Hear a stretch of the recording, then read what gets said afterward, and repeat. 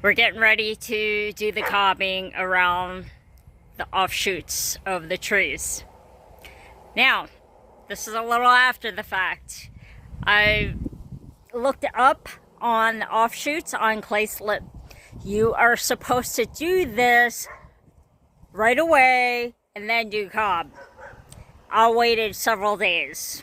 Now, I've taken a course on cob. I guess I wasn't paying attention to the videos, or it wasn't stated.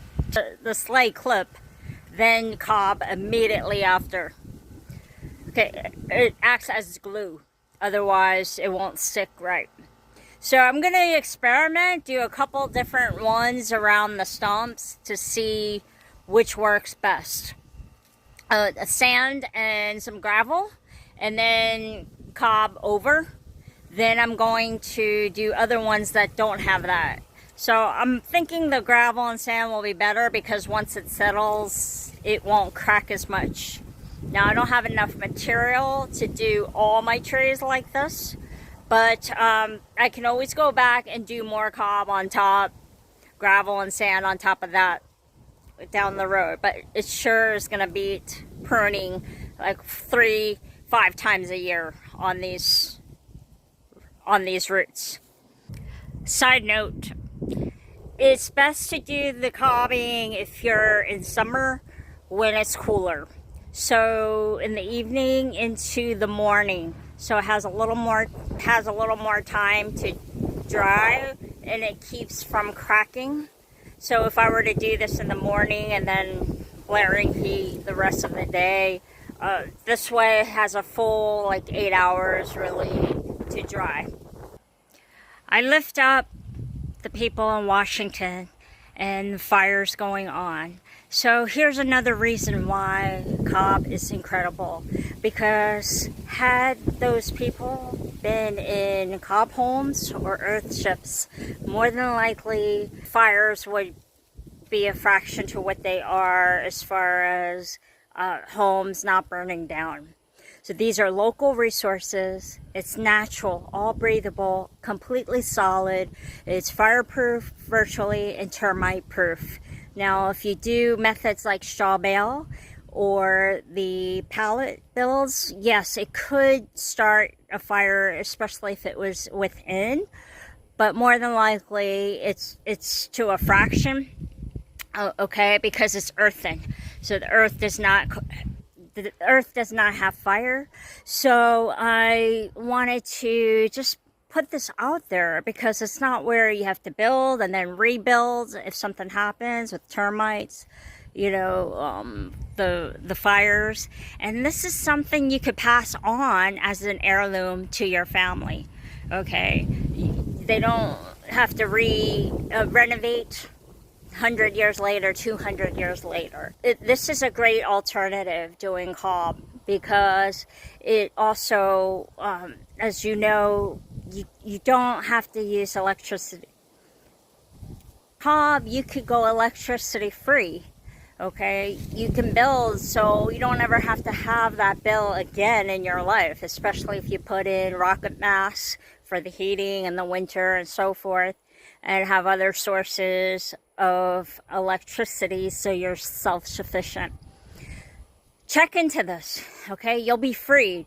You won't have to have a mortgage, okay? More than likely, this is a great alternative so you can have more time for you and your family, pursue more of what you want to pursue, and just, you know, not be boggled down with the chains of a mortgage.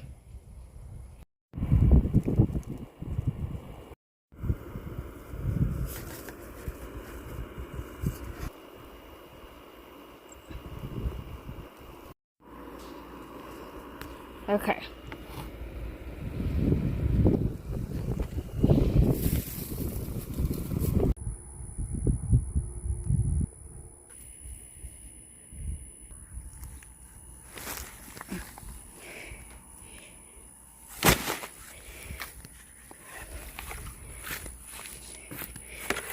Stones.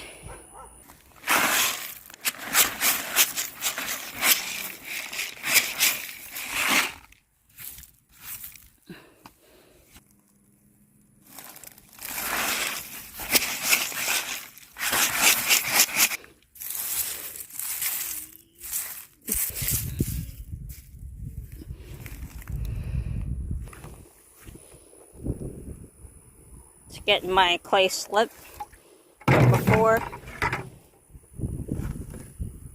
It's supposed to soak in here a bit. So you can put this in. I got some water. And then I'm going to...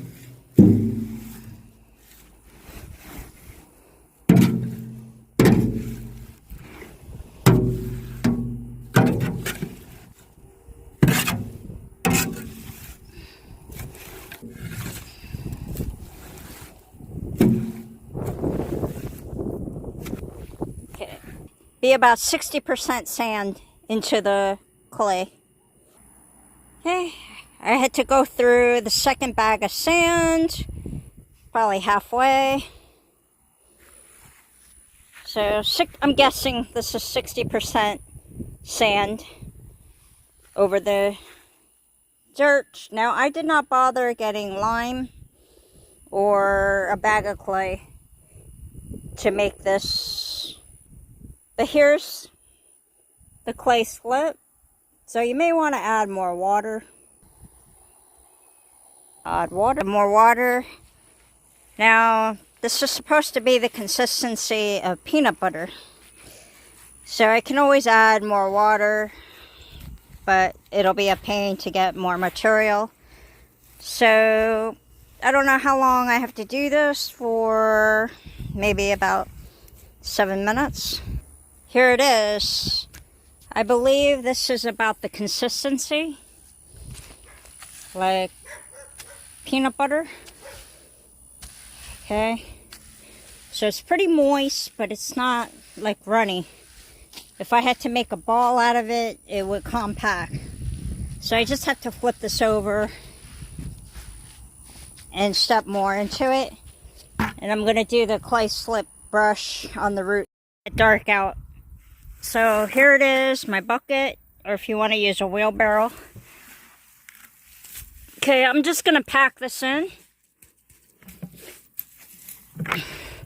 And it's around the roots too. Okay, I don't want to leave too much around the trunk because that has to grow. But what's nice about this cob is it will, you can knock it out if you have to as the trunk grows, unlike concrete. And this is breathable and it's good for the tree.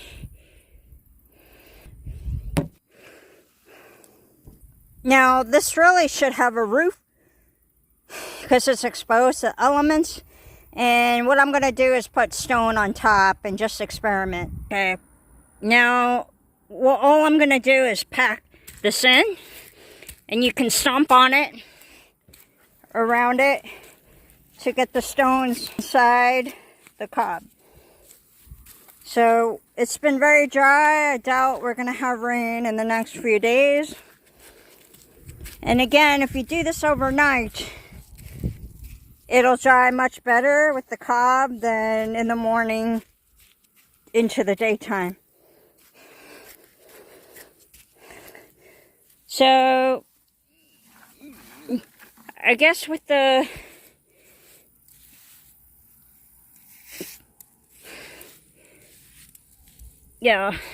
I don't think this will work because it'll come off with the pruned branches. Here's another one. I'm going to add a little bit more straw. It's got the slip clay in there.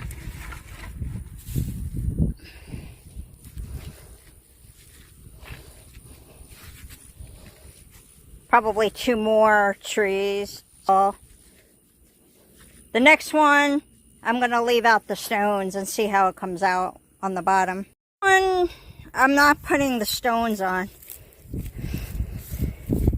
And I do it up to here. I've been generous. So it looks like I'll need more material. Even for 2 trees, it takes a lot. This one seems a little more wet, so I might add straw on top.